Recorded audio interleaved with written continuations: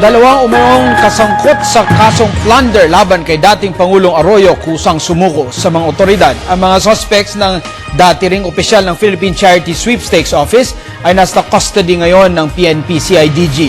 May report si Alvin Baltazar.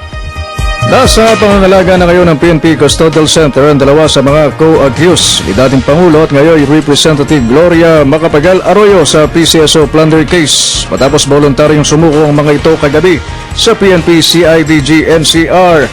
Bago mag-alas 12 kagabi ng i-turnover ng kanilang mga abogado sa CIDG NCR sa Campo Crave, sina Sergio Valencia, dating nasa PCSO Board, at Benigno Aguas, dating PCSO Assistant General Manager for Finance.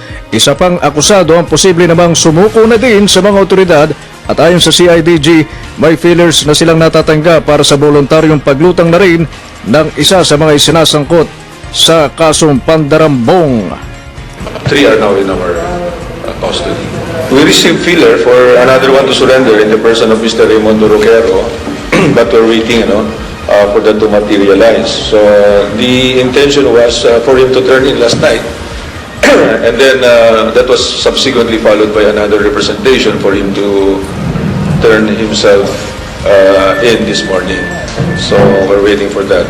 Makikipag-ugnay naman ang CIDG sa Bureau of Immigration kasunod ng kumpirmadong ulat na nakalabas na ng bansa ang isa sa mga akusado sa kasong pandarambong.